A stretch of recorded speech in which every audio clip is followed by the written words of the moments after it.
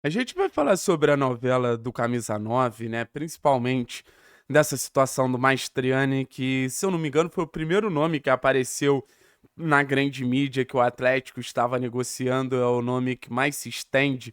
E eu acho que isso de alguma forma vai quebrando a cabeça do torcedor de, cara, quem é o Mastriani para fazer o Atlético ficar esperando? E acho que o torcedor ele tá certo. É importante a gente destacar quantos pepinos, querendo ou não, a gente já resolveu nesse mercado da bola, nessa janela de transferências, situações que a gente termina a temporada muito preocupado e que a gente olha assim, a gente já entende que a gente já evoluiu, começando com a zaga.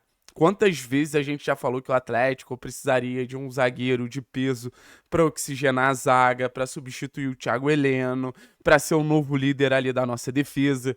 E a gente não tinha nenhum nome, porque o investimento que o Atlético se mostrava disposto a fazer parecia que não abrangeria nenhum zagueiro de um nível muito alto. A gente foi lá, trouxe o Matheus Gamarra. A gente tinha um problema gigantesco na lateral direita desde a saída do Kelvin, até mesmo quando o Kelvin estava no clube, ele já não apresentava o nível de 2022. E 22. E o que a gente conseguiu fazer?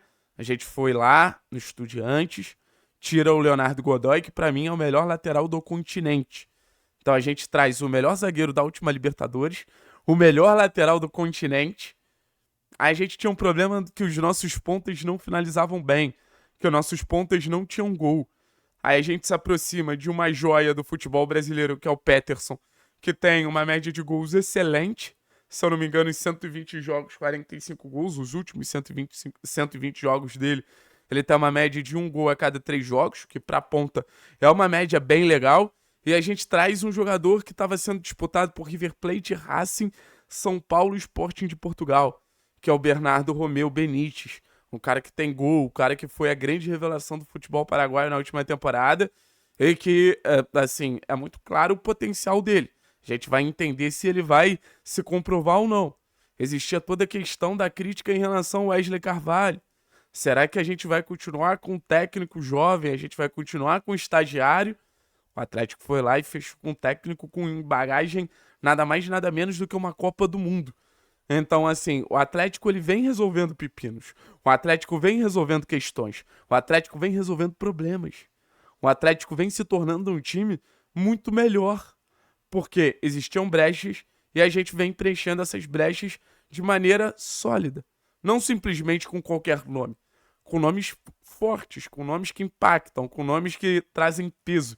E eu acho isso muito, muito, muito, muito, muito interessante. Beleza, pessoal? Agora tem a questão do camisa 9, que é uma questão que a gente sabia desde do meio da temporada, quando a gente vende o Vitor Roque, que o Atlético precisaria investir pesado para trazer um camisa 9.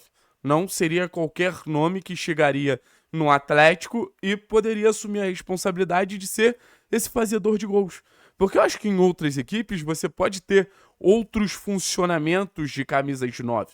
Você pode ter um camisa 9 que constrói mais, você pode ter um camisa 9 que ataca mais profundidade, mas a gente está falando de um Atlético que foi um dos times que mais finalizou no último Campeonato Brasileiro. A gente está falando de um Atlético que foi um dos times que mais teve um XG maior, né? Que foram os chutes mais perigosos. A gente teve um Atlético que teve uma capacidade de construir o tempo todo, criou muitas chances, criou chances dentro da área, finalizou de maneira perigosa e em muitos momentos não conseguiu transformar essas chances em gol. Então fica a impressão que se o Atlético ele tivesse capacidade de finalizar um pouco melhor na temporada passada, seja nos confrontos contra o Flamengo, onde a gente criou e criou bastante, a gente empurrou o Flamengo para trás. Eu confesso para vocês que eu não lembro de ver o Flamengo tão acuado em um confronto contra time brasileiro, nem contra o Palmeiras, nem contra o Botafogo, nem contra ninguém. E a gente perdeu gol, assim, gols absurdos. A gente perdeu uma quantidade muito grande de gols.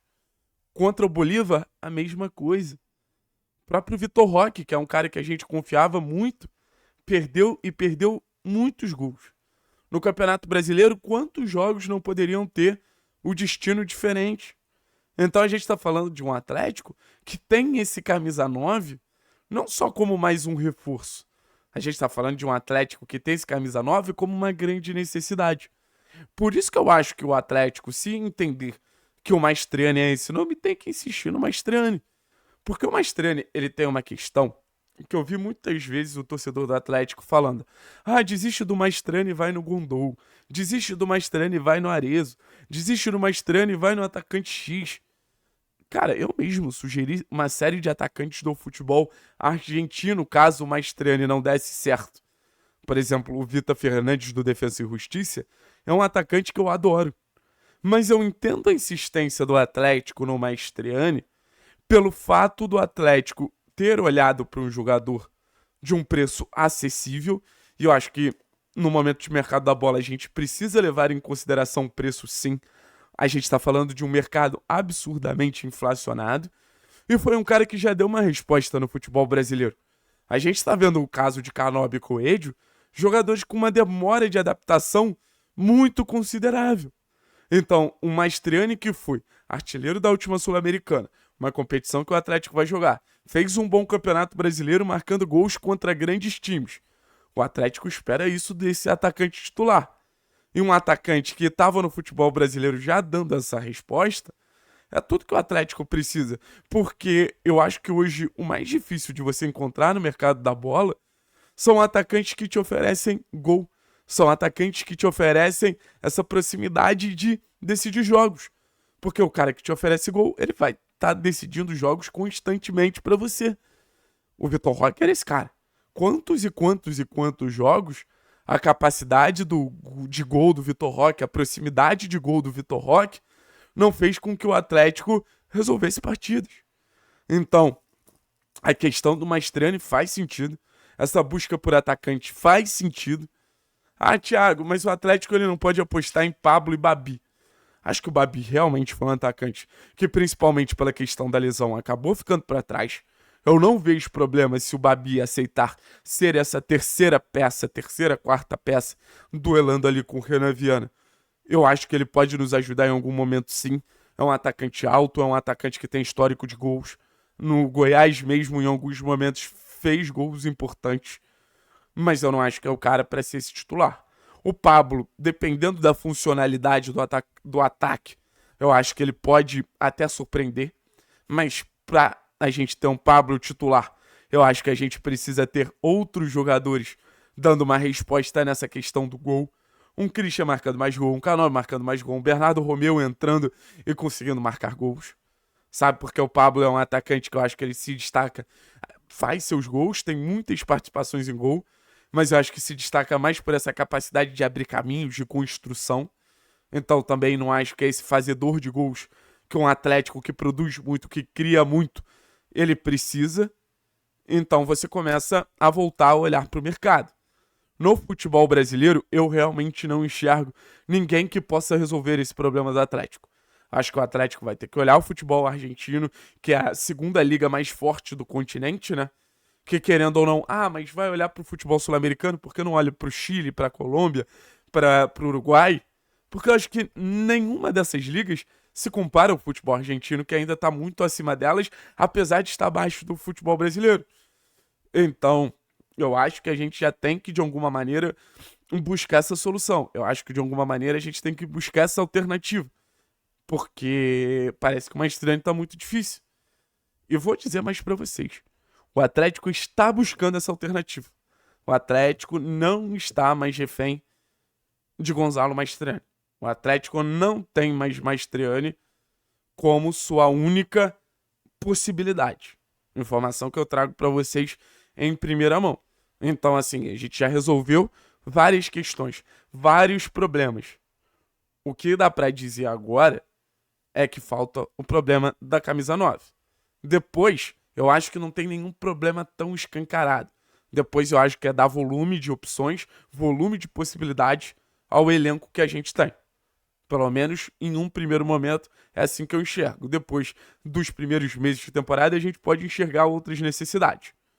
Mas até para o trabalho do Osório ser o melhor possível, não adianta um time que cria muito, que tem muito volume, que movimenta bem, que ataca bem pelos lados, que ataca bem por dentro, mas não tem esse cara decisivo, esse finalizador de jogadas, esse cara que entrega gol. Que essa novela termine o mais rápido possível. Porque os jogadores que estão aqui podem ajudar.